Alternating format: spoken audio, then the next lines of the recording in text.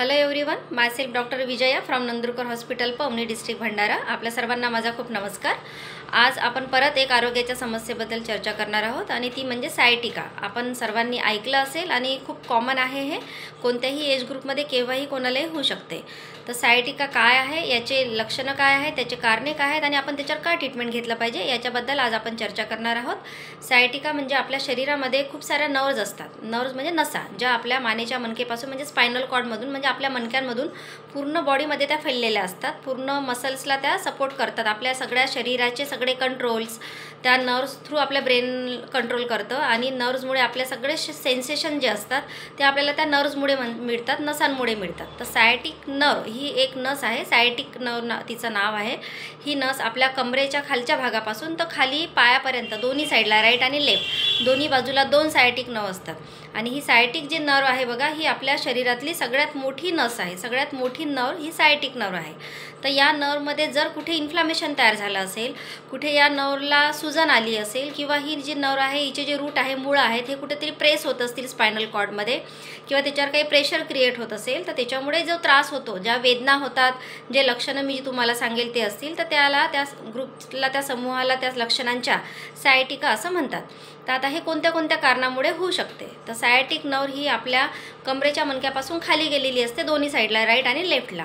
तर बघा, आपले जे मणके असतात हे एकावर एक रचलेले असतात, स्प्रिंगसारखे असतात। आपल्या मानेपासून तर खाली पूर्ण माकडहाडापर्यंत आपले पूर्ण सॅक्रम म्हणजे लंबर स्पाईन नंतर सॅक्रम इथपर्यंत आणि लंबो सॅक्रल स्पाईन इथून जर कुठे काही कॉम्प्रेशन तयार झालं असेल, जर कोणाला ट्रॉमा झाला असेल, कोणाचा ॲक्सिडेंट झाला असेल, कोणी कुठून पडलं असेल, पाय घसरूनही पडलं असेल, तर जर काही झटका लागला असेल कमरेला किंवा ॲक्सिडेंटमध्ये एखादं स्पाईन कुठं फ्रॅक्चरही होऊ शकते किंवा तुमचं स्लिप डिस्क होऊ शकते, तुमच्या मणक्यांमध्ये गॅप जी आहे तो स्पेस कमी झालेला असेल, तर त्याच्यामुळे सुद्धा सायटिक नर्व ही प्रेस होते। ही नर्व जर प्रेस झाली, तिच्यावर जर दबाव तयार झाला, तर तिथे इन्फ्लामेशन तयार होईल, तिथे सुजन तयार होणार आणि त्याच्यामुळे खूप जास्त त्रास, असह्य वेदना। म्हणजे सायटिकामध्ये असे पेशंट आहे की ज्यांना बेड रिडन व्हावं लागतं, म्हणजे पूर्ण बेडवर वरून उठू शकत नाही, आपली हालचाली करू शकत नाही, असे अनेक पेशंट बघायला मिळतात।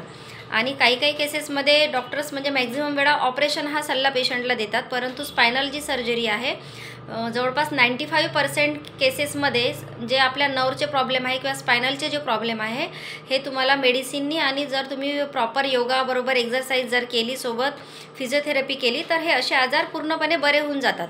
परंतु 5% जिथे जर तुम्हाला समजा आता नर्वचा सप्लाय ज्या पायाला आहे, कोणाकोणाला आता याचे लक्षणं सांगते। जर कोणाला दोन्ही बाजूला दोन नर्व असतात, राईट आणि लेफ्टला, तर कोणाची एका बाजूचीच नर्व जास्त प्रेस होऊ शकते, राईट किंवा लेफ्टची, तर कोणाची दोन्ही बाजूच्या प्रेस होतात।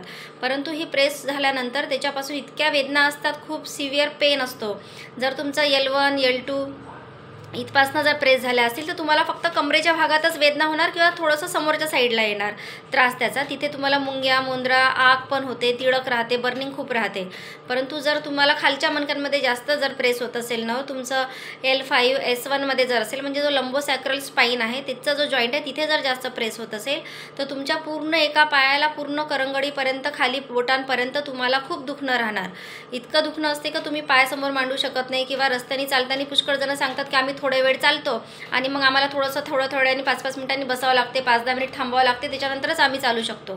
त्याच्याने पायाला खूप मुंग्या येतो, मोंदरा येते, म्हणजे टिंगलिंग आणि नमनेस पण राहते। परंतु 5% केसेसमध्ये असं असते की तुमचा पाय हा निकामीसुद्धा होऊ शकतो।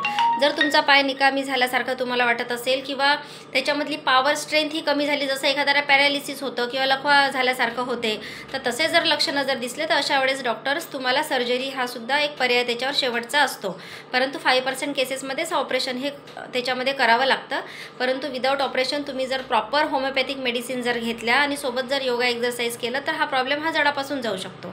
भरपूर पेशंट आहे माझ्याकडे ज्यांनी ऑपरेशन केलेलं आहे याच्यासाठी, स्पायनल कॉर्डचे जे प्रॉब्लेम्स होते त्याच्यासाठी ऑपरेशन केल्यानंतरही त्यांना त्रास जशाला तसाच आहे।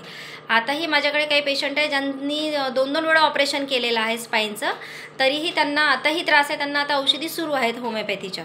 नागपूरचे पेशंट आहेत, सांगडीचे काही पेशंट आहेत, दुरून म्हणून पेशंट येतात ज्यांना म्हणजे माहिती नसते आधी. आता एक भंडाऱ्याचे टीचर आहेत, त्यांनी ऑपरेट केलेलं आहे तरीही त्यांना त्रास आहे. सानगडीचे पण तसेच एक पेशंट आहे, त्यांचं ऑपरेशन झालं आहे.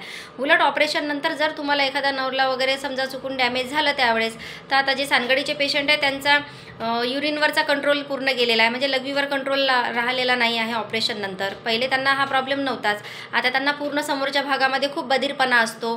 त्यांच्या लघवीवरचा कंट्रोल गेल्यामुळे त्यांना लघवीची नळी सोबतच घेऊन फिरावं लागते खिशामध्ये, म्हणजे कुठे युरिनला लागली तर त्यांना नळी लावल्याशिवाय ते लघवी करू शकत नाहीत.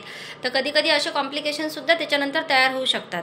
सायटिका खूप कॉमन आहे आणि तुम्हाला जसं ज्यांचं खूप हेवी काम आहे, जड वर्क आहे, जर तुमचा मसलला लिगामेंटला जास्त स्ट्रेस येत असेल तर त्याच्यामुळे सुद्धा हा त्रास होऊ शकतो.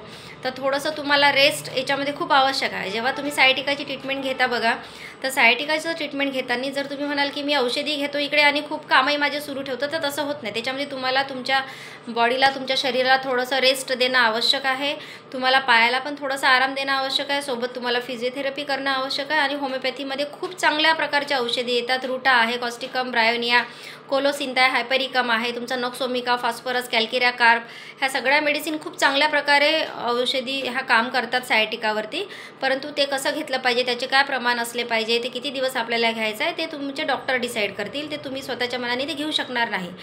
जर असे कुठलेही तुम्हाला जर समस्या असेल तर तुम्ही डायरेक्ट ऑपरेशनचा विचार न करता सगळ्यात आधी तुम्ही ट्रीटमेंट घेऊन बघायला पाहिजे. कारण असे कॉम्प्लिकेशन ऑपरेशननंतरही तयार होऊ शकतात काही काही केसेसमध्ये, जसं मी आता एका पेशंटचं उदाहरण दिलं आहे तुम्हाला.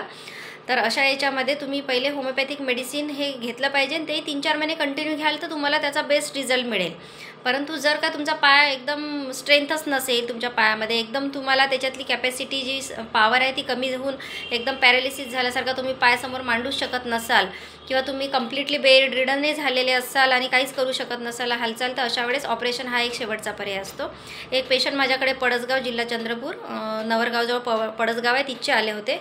ते पेशंट WCLला ते नोकरीला होते, परंतु त्यांना एवढा सिव्हिअर त्रास होता की ते झोपूही शकत नव्हते आणि बसूही शकत नव्हते. जेव्हा ते आले तर ते कंटिन्यू उभंच राहत होते, म्हणजे त्यांना बसायला लावलं चेअरवर तर ते बसायला तयार नाही, ते लेटायला तयार नाही. त्यांना एवढा सिव्हिअर त्रास होता, उभेच होते कंटिन्यू. मग त्यांना रात्री झोपायला पण एवढा त्रास होता की ते झोपूही शकत नव्हते. मग ट्रीटमेंटनंतर 1 महिन्यामध्ये एकदम त्यांना नॉर्मल स्वतः चालत आले. त्यांना असं धरून उचलून आणल्यासारखं आणावं लागलं होतं. तर जेव्हा ते 1 महिन्याने आले तेव्हा ते स्वतः चालत आले, व्यवस्थित बसले, सगळं चेक करू दिलं. तर असे रिझल्ट होमिओपॅथिक मेडिसिननी मिळतात. थँक्यू.